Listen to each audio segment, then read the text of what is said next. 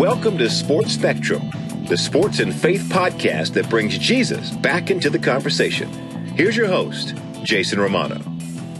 This episode of Sports Spectrum's podcast with World Series champion Matt Adams is brought to you by Compassion International. They are the most trusted child development ministry in the world. And this is the time of year when we all are trying to figure out how can we give back, how can we serve, how can we help those in need. Well, Compassion International makes it easy and makes it possible, and they do it right. It's $38 a month, it's tax deductible, and it's an opportunity for you to sponsor a child in need, providing hope where there is none, releasing a child from poverty. It's food, education, medical care, vocational training, all done in the name of Jesus. Go to compassion.com/sportsspectrum, compassion.com/sportsspectrum, and pray about sponsoring a child today. Really excited to welcome World Series champion Matt Adams to the Sports Spectrum podcast. Matt was a part of that Washington Nationals team that made it all the way from the wild card and beat the Houston Astros in 7 games in an epic World Series in 2019, and Matt is now a World Series champion. This was actually Matt's second time appearing in the World Series. He was a part of that St. Louis Cardinals team in 2013 that went to the World Series before losing to the Boston Red Sox. And St. Louis was the team that drafted Matt Adams in the 23rd round of the 2009 MLB Draft out of Slippery Rock University, D2 school.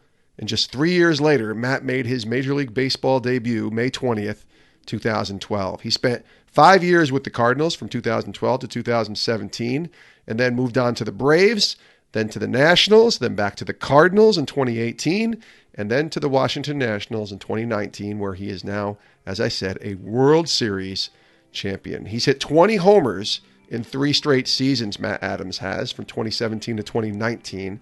So he's heading into free agency here in 2020, waiting, hoping, seeing where God's going to bring him. And a resume of 20 homers in 3 straight years should be something that teams are looking at. Say, okay, where can we get a guy who can play first, left-handed bat, good clubhouse guy?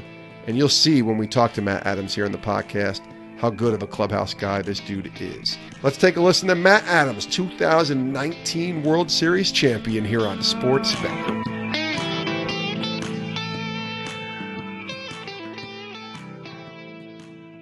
Matt, welcome to the show. Yeah, glad to be a part of the show. Really looking forward to it. Yeah, there's lots to talk about. Certainly want to hear your faith journey and kind of walk through that and kind of how God's worked in your life. But let's start with what just took place a couple weeks ago. As we tape this in late November, you are officially a World Series champion. What's that feeling like? It still really hasn't sunk in completely, but just to look back, had a few weeks now to really look back on the season, and just to see the journey that this team was a part of. Starting off 12 games under 500, and then after that day, really being the best team in baseball, and just really shows that the chemistry of the guys inside that clubhouse plays a huge role in being able to show up to the ballpark every day and go out on that field and do what we're supposed to do. But I'm just very blessed and thankful that I was able to go through everything that I went through this year and to be able to end up on top this year. What was the moment that you'll remember the most when you look back? Certainly being, that many games under 500 is a key moment when everybody says, okay, things started to click after that. But for you, there's got to be moments in your journey that you just went through and said, okay, that's what I'm going to remember when I think about looking back at this season and getting that ring. I think just proving everybody wrong, not just from my standpoint, but everybody wanted to write us off so many times, and it just shows the way that this team was, that we weren't going to let any of that distract us, that we had one goal in mind, and that was to go out there on that ball field and leave it all out there on the line. And we did that. And I think that just proving everybody wrong, and going back to just being in the dugout and seeing that last out being recorded in Houston, that was pretty awesome. And then just running out on the field and seeing my teammates come from every which direction to celebrate on that mound, that was pretty cool. You got to be careful you don't get hurt in that moment too, right? They're all that's out the door. They're just everybody's ready to celebrate and everybody's ready to just let loose. But such a cool moment, and I'm very, very thankful that I was able to celebrate with the guys that we had on that team this year. Now, full disclosure, Matt, I am and have been for 35 years a New York Mets fan. And so there was a game in early September when you were down 10-4 to the Mets, and they were trying to make a wild card push with you guys, and you came back and scored 7 runs and won the game 11-10. And then it was a crazy last 2 innings. It's a game I've never seen a game like that, just as a fan, but as a guy who's covered sports for a long time.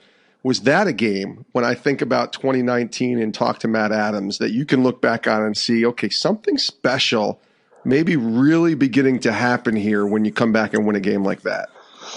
Yeah, absolutely. I mean, you couldn't put it any better. That was definitely probably one of the best games that I've ever been a part of. And just to see the resilience and the drive to never give up.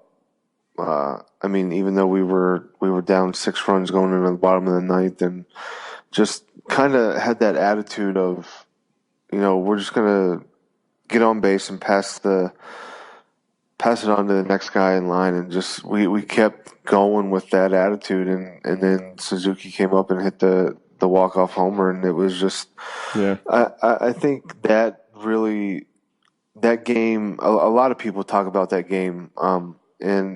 But that's the attitude that this team had moving forward ever since we started the year 12 games under 500, that we're just gonna take it one game at a time, and we're gonna play the game till that last out is recorded, and that really shows.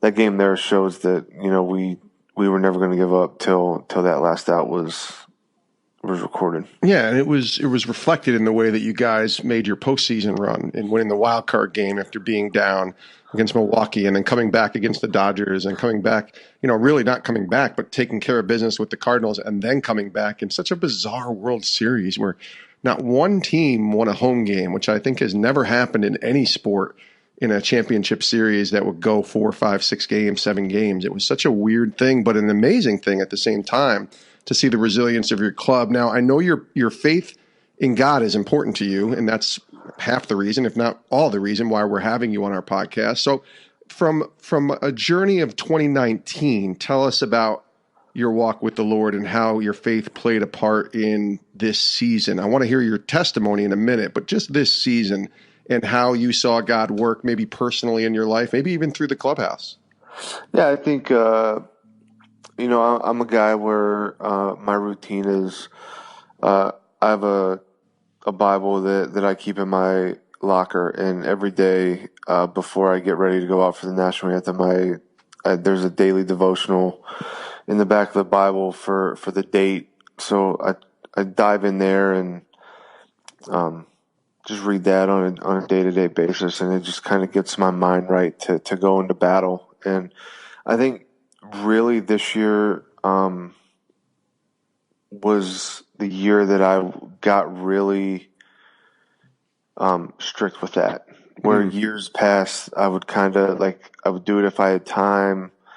I didn't want to be rushed, but this year, no matter what, I made sure that I set aside 5-10 minutes where I was diving into that devotional. And I think it just, there was a lot of ups and downs for me personally this year, and some strange little tweaky injuries that I had to deal with along the way this year. And just really diving into the word really helped me kind of just get my mind in the right sense to where I could trust God's plan this season.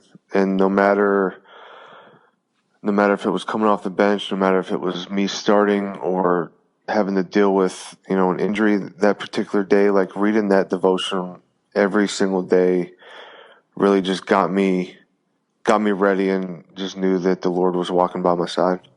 It was cool, too. After you guys won it all, we saw Anthony Rendon give praise to Christ in a post-game interview. I think it was on ESPN after winning Game 7 in Houston. So on the field, he's obviously a beast and going to get paid a very large sum of money this offseason. But away from the field, what was it like to have him? And certainly I'm sure there's other guys, too, on the team that you could lean on and connect with from a faith perspective.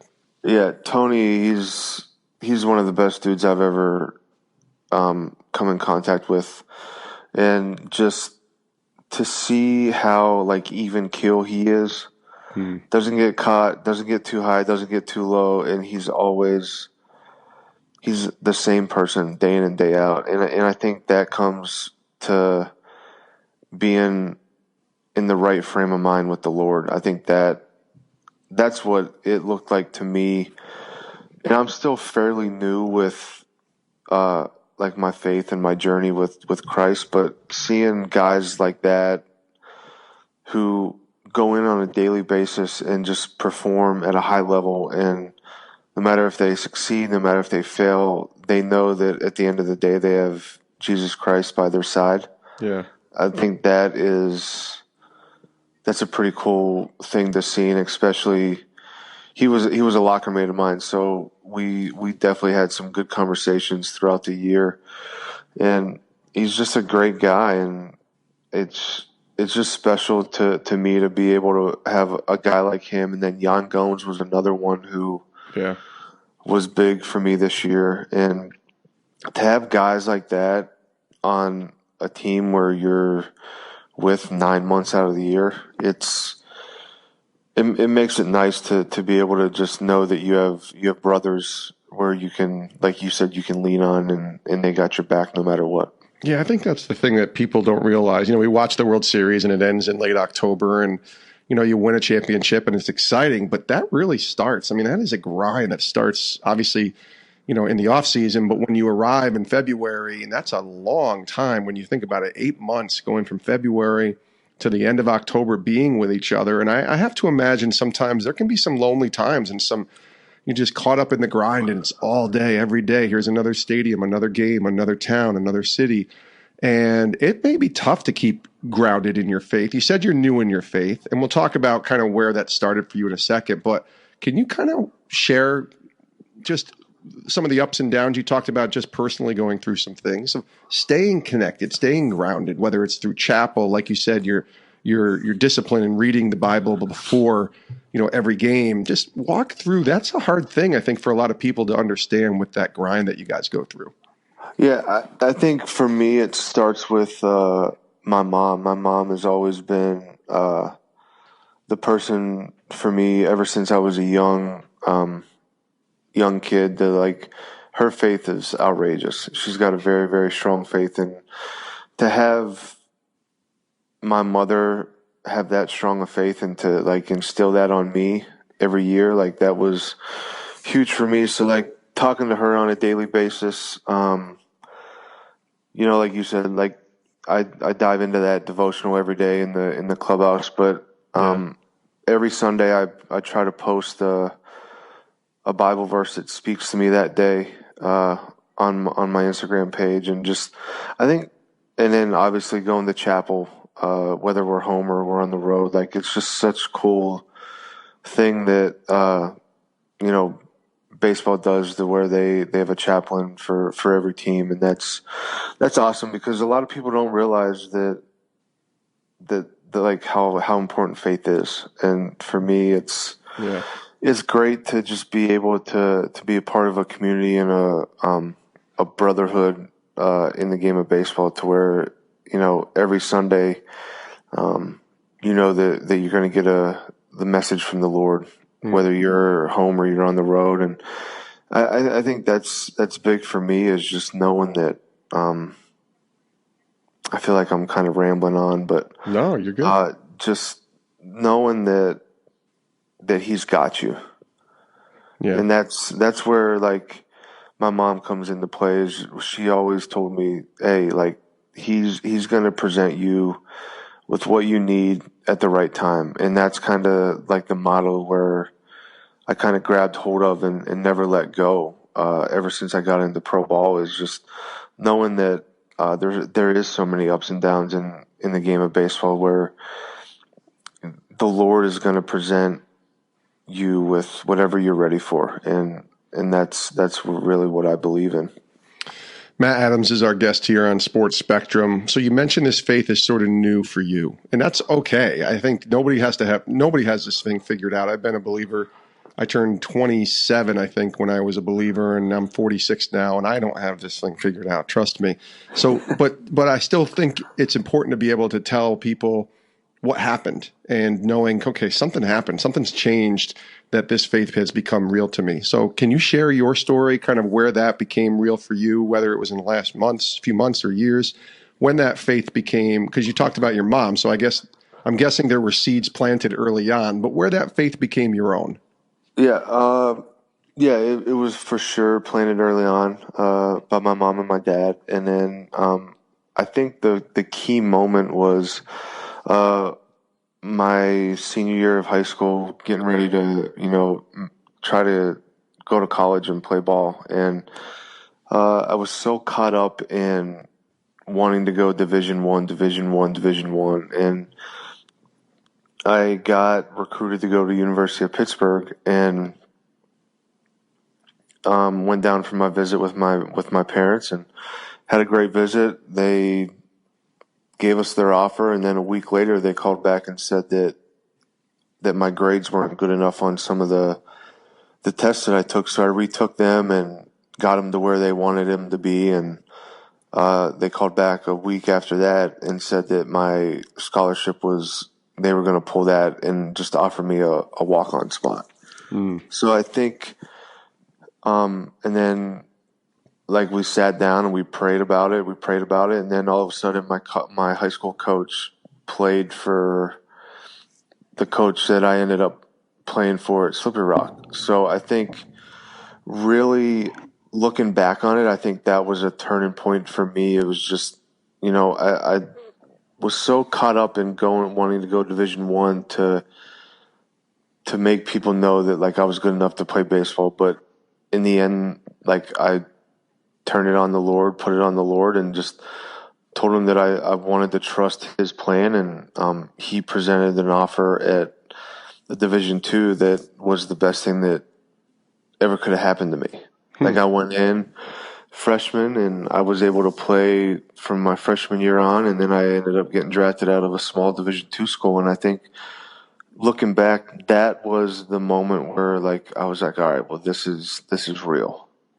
And I really started to believe that, I just got to trust in the Lord. And then carrying on, like you mentioned earlier, talking about like the Cardinal players, Wainwright was one that really kind of got me to like hold on to that. And I mean, I was a teammate with him for 5 years, and that was probably the best 5 years that I've had, was knowing that I had a guy like that by my side, to where if I ever need anything, especially talking about the Lord, that he's right there by my side, wanting to talk about it. So I think going from high school to college, that was a key moment, but also going from college to pro ball and getting to meet guys like Wainwright, that kind of instills the belief even more.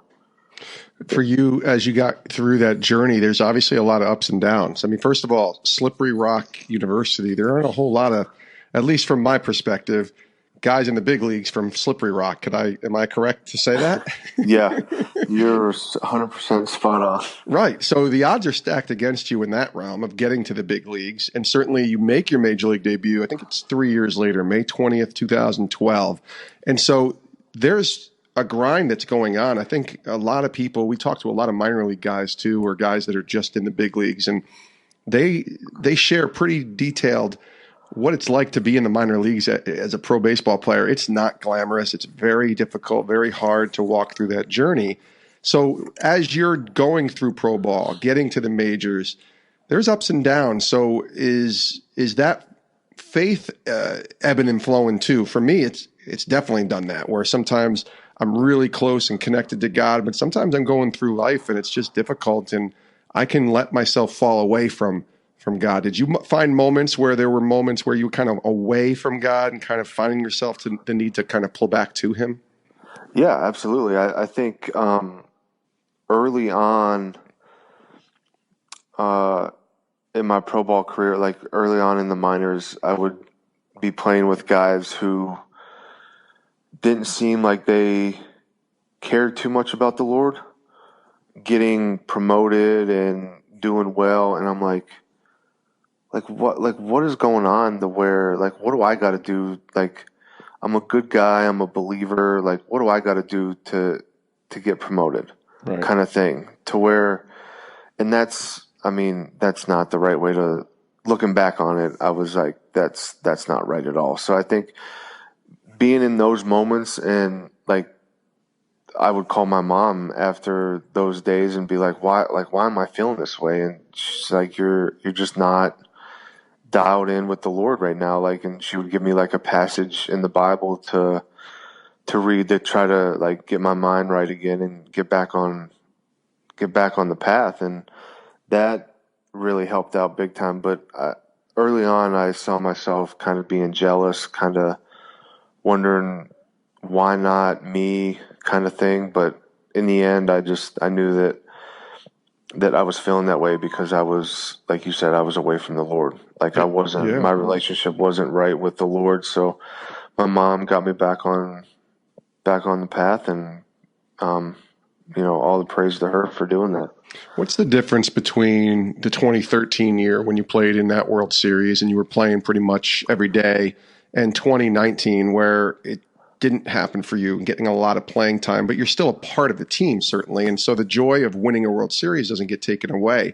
But maybe the difference for you as far as your mindset, as far as still having joy, as far as God and all of your faith in the Lord, what's the difference between 2013 Matt Adams and 2019 Matt Adams, besides obviously winning and losing, which is obvious, I think?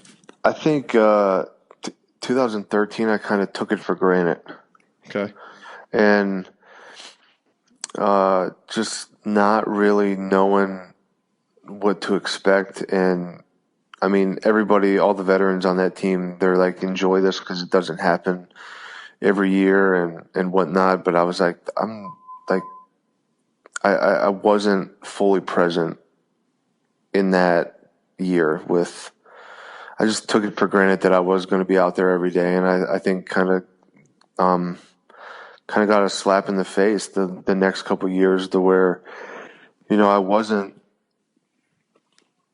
out there every day being able to do what I love to do. So I think 2019 Matt Adams, I would say that I'm a little more mature in the fact that I just take it one day at a time and put everything, all my eggs in the Lord's basket, and just really lean on Him for anything. I really believe that, things happen for a reason, and He presents things whenever I'm ready, and that's the mindset that I'm taking, and that's what I took this year. Was, regardless of if I'm playing every day or if I'm not, I'm still going to go out there and I'm going to be the best teammate that I can possibly be today, and help these guys however He wants me to help them. And whether it's be a good cheerleader on the bench, get these guys fired up to go into a big game, or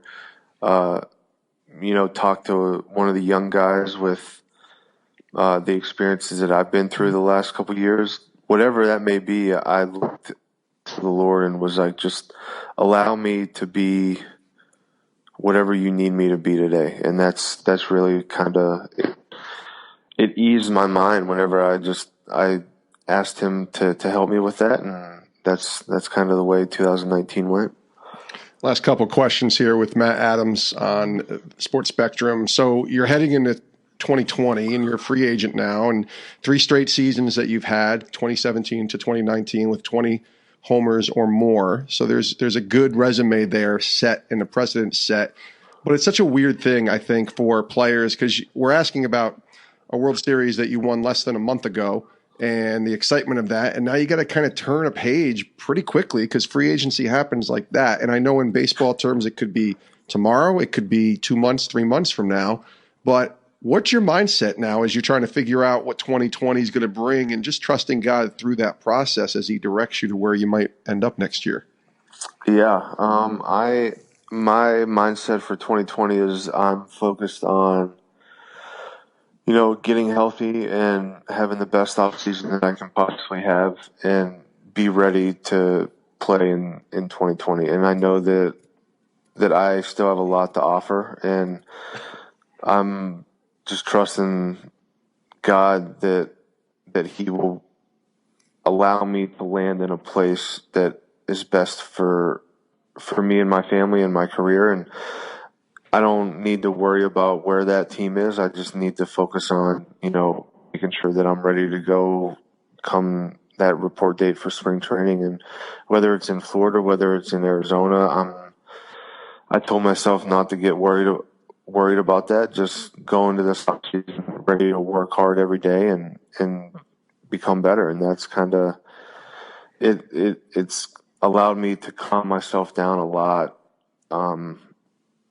Being able to sit down at night talking with my fiance about, the next year and all that. And she's basically said the same thing that my mom said about just trusting the Lord with all my heart, that he's going to present an opportunity that is best for us and best for my career. And that's kind of the way that I'm taking on. Yeah, I think that's the best way to go at this, because it is such an uncertainty being a professional athlete, much less a professional baseball player, where you could get traded, which has happened to you. You can move around different places. You don't know what's happening. And I think leaning on God is probably the smartest thing that you can do as you head into 2020. All right, Matt, as we close here, this is our last question. We ask this to all of our guests on the podcast. What's the biggest lesson God is showing you right now in your walk with him? What are you learning from God in the season that he has you right now? To trust him and not try to do everything on my own. That's been a big thing for me the last couple of years, is just not trying to control every situation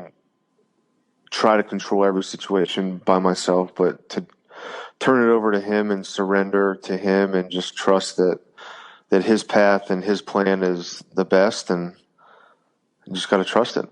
Yeah, no, that's good. I think it starts with that. It says right in Proverbs 3:5, trust in the Lord with all your heart and lean not on your own understanding. And you're doing that, Matt Adams. Thanks for being here on the show. Congratulations, 2019 World Series champion. And we'll be praying for you and excited for what 2020 is going to bring. Get healthy, and hopefully we'll talk to you again soon. Thanks again. All right. Thank you so much.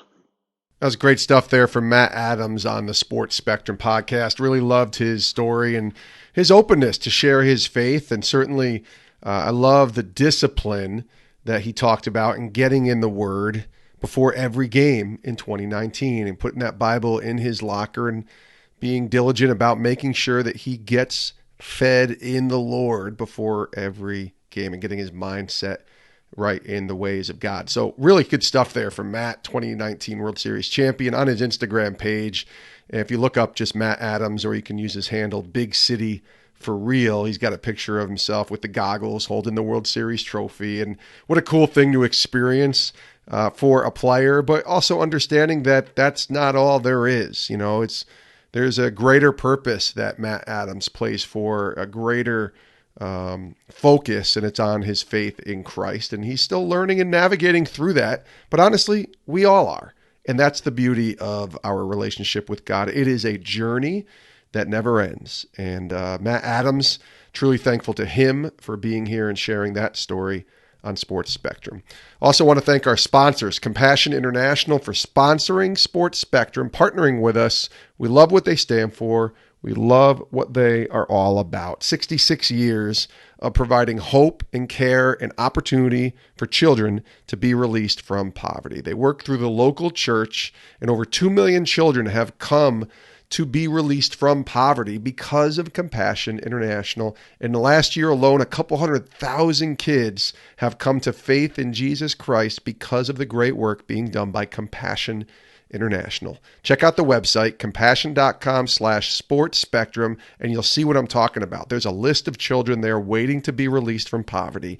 Pray about it. Maybe this is the time of year where you're looking for a place to give back. You can sponsor a child, stay connected to the child, write letters to the child. They can write letters to you and will write letters to you. It's a really neat way to connect a sponsor with their child, and you can do it. So go to the website, compassion.com/sportsspectrum, and pray about releasing a child from poverty today. Thanks so much for listening to this episode. Check out our website, sportsspectrum.com. That's the home base for all of our content. Articles all day long on the intersection of sports and faith. This podcast, 400 other podcasts, all of our podcasts can be found there, as well as a daily devotional to start your day right with God every morning, Monday through Friday, 6 a.m. Eastern, right there at sportsspectrum.com. We'll see you next time here on Sports Spectrum. Look forward to our next episode. Thanks for listening. We love you guys. Have a great rest of your day.